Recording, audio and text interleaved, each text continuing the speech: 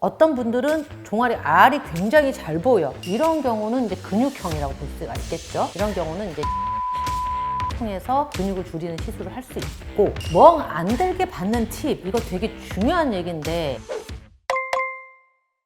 안녕하세요. 영혼까지 힐링하는 조영신 원장입니다. 오늘의 주제는요, 종아리가 예뻐져 멍자국도 없고 아무것도 없이 확 줄이는 종아리에 대한 내용으로 하겠습니다. 종아리가 엄청나게 중요한 부위예요. 여성들에게는 반바지를 입을 수도 있고 치마를 입을 수도 있고 노출이 굉장히 중요한 부위인데, 연예인들이 갑자기 종아리가 너무 예뻐졌어. 근데 멍도 없고 붓기도 없고 아무것도 티도 안 나. 이게 연예인만 하는 시술이 아니고요, 많은 분들이 시술을 받을 수 있는 그런 시술입니다. 누구나 다 예뻐질 수 있는 시술이라고 생각하시면 됩니다. 제가 시술했던 케이스 중에서 첫 번째 케이스를 제가 설명드릴게요. 이분 같은 경우는 특징적으로 이미 허벅지를 딴 데서 하고 오셨어요. 하고 오셨는데 종아리만 두꺼워진 거죠. 이런 경우 굉장히 많습니다. 이분 같은 경우는 이제 제가 지방흡입술을 통해서 종아리 뒤에 전체 발목까지 포함해서 다 뽑고, 앞쪽에는 무릎 지방까지 뽑고, 앞 종아리 있는 지방까지 다 흡입을 해서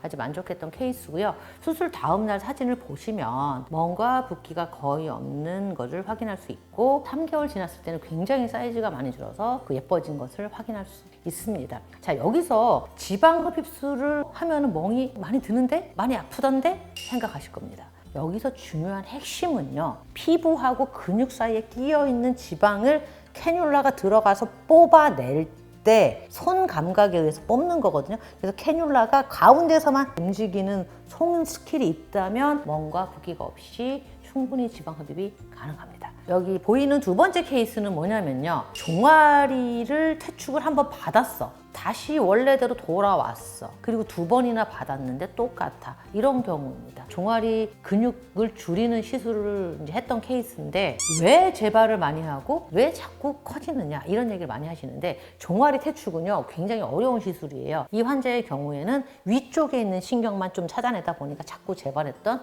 그런 케이스입니다. 그래서 종아리를 줄이는 대표적인 시술, 종아리 신경 차단술을 했던 환자입니다. 세 번째 케이스는 뭐냐면, 다른 병원에서 시술을 했어요. 근데 이 모양 자체가 이상해져서 온 케이스예요. 이분 같은 경우는 내측이 안쪽에 이렇게 쭉 찌부러져 있고 바깥쪽이 이렇게 늘어나서 이렇게 커지는 그런 케이스가 있었고, 한쪽 다리는 다시 원래대로 재발한 케이스였는데, 이분 같은 경우는 사실 케이스가 굉장히 어려운 케이스고 저희 병원만 할 수 있는 시술인데, 한쪽이 찌부가 된 이유는 뭐냐면, 이분은 신경을 잘라내는 시술을 받으신 분인데 한쪽 근육이 아예 없어진 경우예요. 그래서 이 보상성 근육의 발달로 이쪽이 옆에서 늘어나는 경우가 있는데, 치료하는 방법은 아주 심플합니다. 꺼져 있는 부위에는 지방을 넣어서 근육의 모양을 만들어주고요, 튀어나오고 있는 부분은 근육 신경 차단술을 통해서 근육을 줄여주는 시술을 하게 됩니다. 이제 한쪽에 재발한 부위는 그냥 신경 차단술을 다시 재수술을 하게 되면 되는 성공한 케이스입니다. 종아리를 이제 상담하러 오시는 분들이 종아리가 굵어요, 종아리가 안 이뻐요 라고 얘기하는 분들이 많기 때문에 정리를 해드리면, 피하 지방이 많아서 종아리가 굵어 보이는 경우, 이런 경우는 지방형 종아리라 해요. 이런 분들은 지방 흡입술이 가장 적당한 시술이 될 것이고, 어떤 분들은 종아리 알이 굉장히 잘 보여. 이런 경우는 이제 근육형이라고 볼 수가 있겠죠. 이런 경우는 이제 신경 차단술을 통해서 근육을 줄이는 시술을 할 수 있고, 재수술 케이스는 어떤 경우냐면, 흡입을 했는데 흡입이 잘 안 됐어.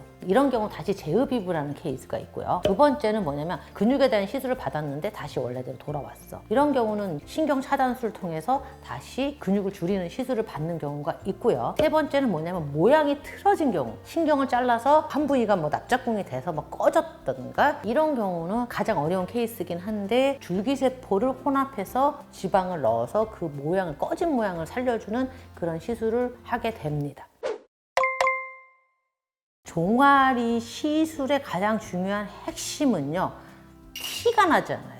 이게 되게 중요한 겁니다. 지방 흡입을 받을 때 멍과 붓기가 없이 지방만을 선택적으로 뽑아내서 할 수 있는 시술이 필요한 거고, 근육 퇴축을 할 때는 얇은 바늘 통해서 신경을 다 찾아내서 아주 섬세하게 근육을 잘 찾아내는 그런 걸 받으셔야 되고, 재수술 같은 경우 특히 어려운 거니까 흡입도 잘해야 되고 퇴축도 잘해야 되고, 특히 망가진 데 부분을 또 이식도 잘해야 되고, 여러 가지 복합적인 시술을 잘하는 것이 가장 중요합니다. 멍 안 들게 받는 팁, 이거 되게 중요한 얘기인데 이게 사실 멍은요 의사가 만드는 거잖아요. 의사 선생님이 어떻게 시술하느냐가 가장 중요한 거겠죠. 지방을 뽑을 때도 캐뉼라가 지방층만 뽑아내는 스킬이 있느냐, 근육을 찾아낼 때 바늘만 살짝 찔러서 많은 신경을 잘 찾아내는 시술을 할 수 있느냐, 이것이 가장 멍 안 들게 하는 팁이라고 할 수 있겠습니다.